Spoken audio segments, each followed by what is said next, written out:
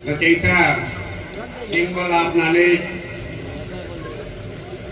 गरीबों के मसीहा, गांधी के प्राणदाता,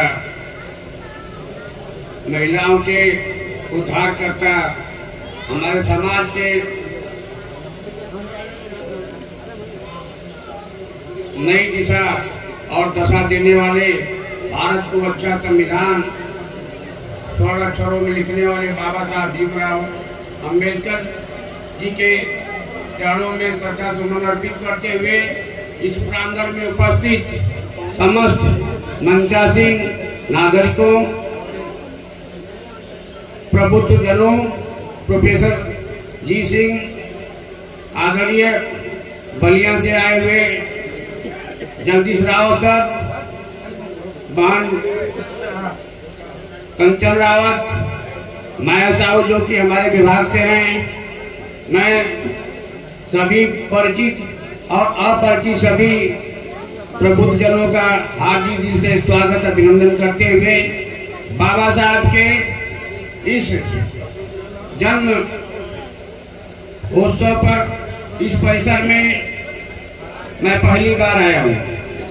आदरणीय प्रोफेसर साहब जी सिंह जो head of department Anand Singh Vihar PG college के हैं, हमारे गुरु भी हैं और हम लोग उनसे बहुत कुछ सीखते हैं। उन्होंने 4 दिन पहले बताया कंचन राव जी का आमंत्रण है और हम लोगों को इस प्रांगण में जाना, हमने कहा सहर्ष स्वीकार किया और आया और जागृति का इतना बड़ा प्रमाण कि इस कार्यक्रम में पूर्वांचल के जिलों से, बलिया से, चंदौली से, बनारस से, जौनपुर के ACMO महोदय हम लोगों के बीच में हैं।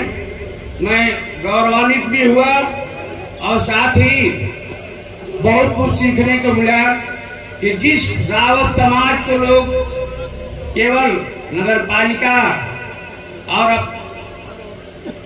शहरी क्षेत्रों की सफाई का मात्र साधन समझते हैं, वह शिक्षा की ज्योति से अपने परिवार को सिंचित करते हुए इतने उच्च शिखर पर बाबा साहब के बताए हुए रास्ते को अपने जीवन में उतारते हुए इतना आगे अपने परिवार समाज को ले जा रहे हैं। मैं इसलिए बात को सुनकर बहुत आह्लादित हुआ और बाबा साहब ने कहा था शिक्षित हो, संगठित हो, संघर्ष करो, लेकिन एकमात्र साधन जो हमारे पास है शिक्षित हो। शिक्षा ग्रहण करने के बाद ही हम आगे की किसी कार्रवाई को आगे कर सकते हैं। और बाबा साहब ने एक शब्द कहा, बहुत बड़ा शब्द है, शिक्षा वह शेरनी का दूध है जो जितना पिएगा उतना दहाड़ेगा। दहाड़ने से मतलब है अपने हक और अधिकार की रक्षा के लिए दहाड़ेगा। चिल्लाने का मतलब ये नहीं है। सही और गलत का ज्ञान शिक्षा ही कराती है। शिक्षा जगत से हम हैं, मैं एक अध्यापक हूं और आज हम सूट बूट में हैं। आप सभी लोग इस कैंपस में उपस्थित हैं सूट बूट में, तो बाबा साहब की बलिदानों के आधार पर उनके दिए हुए रास्ते पर चलते हुए शिक्षा के बल पर है। न हमारे दादा परदादा भूमि बनाए हैं, न कोई इतनी बड़ी संपत्ति छोड़ के गए कि हम फूट फूट में यहाँ दिखाई दे रहे हैं। शिक्षा ही हमको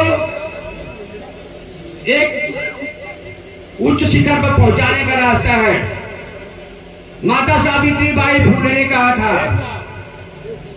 आप आधा पेट खाइए, आप आधा पेट खाइए, अपने पुराने कपड़ों को धोकर पहनिए, लेकिन अपने परिवार के सदस्यों को, जो आपका भविष्य है, उसको संभालिए और उनको शिक्षालय, विद्यालय जरूर भेजिए।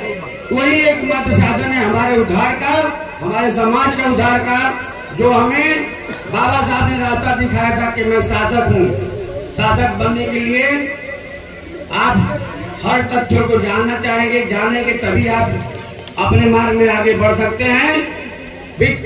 आपके संसार में, सृष्टि में जब सुबह होता है, आप समझिए कि 2 घंटियां को आवाज सुनाई देती है समाज में, चाहे देश में विदेश में। 1 घंटी देती है मंदिरों के लिए बजती है, 1 घंटे की आवाज जो है विद्यालय के लिए बजती है। और मंदिर में जाएगा आपका बच्चा, अंधविश्वासी होगा और आपके पढ़ाई लिखाई के पैसे को सदुपयोग करेगा, दुरुपयोग करेगा और अंधविश्वास में धकेल कर राम रहीम आसाराम बापू जैसे लोगों को जन्म देगा। और आपका बच्चा शिक्षालय विद्यालय में जाएगा, बाबा साहब भीमराव अंबेडकर, के.आर. नारायण, डॉक्टर अब्दुल कलाम जैसे लोगों को जन्म देगा, जो हमारे धन और धरती पर अपने अधिकार को संरक्षित करेगा और अपने परिवार को, समाज को आगे बढ़ाने का काम करेगा। साथ ही आपको बता दो मित्रों कि उड़ान पंखों से नहीं, उड़ान हौसलों से होती है।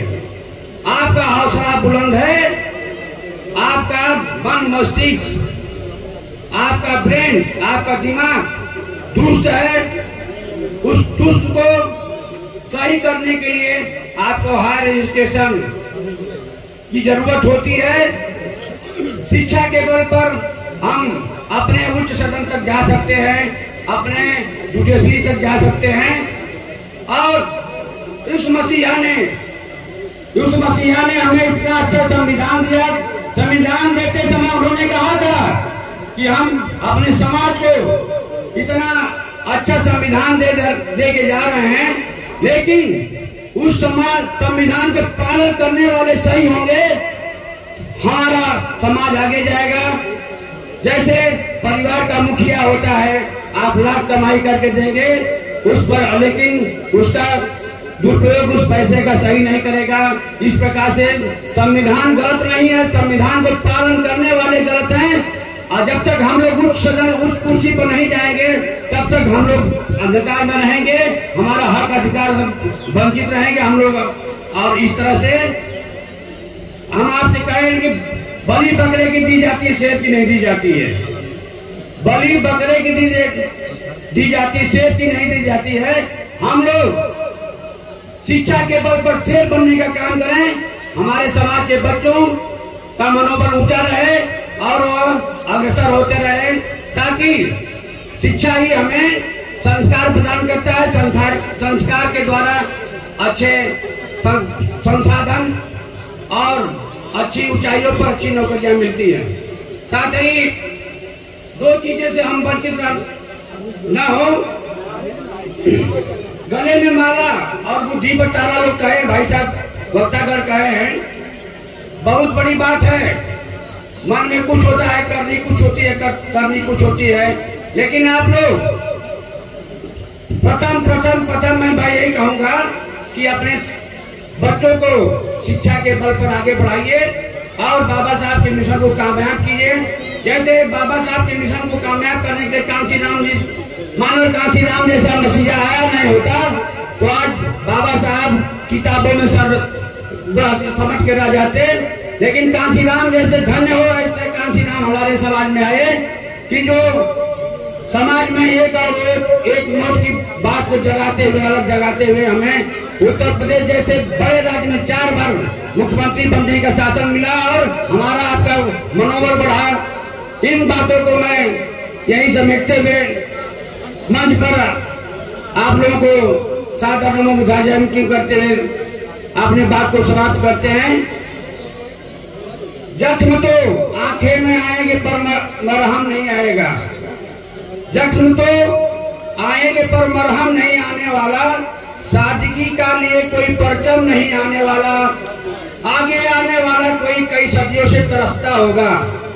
आगे आने वाली कई सदियों को तरसना होगा।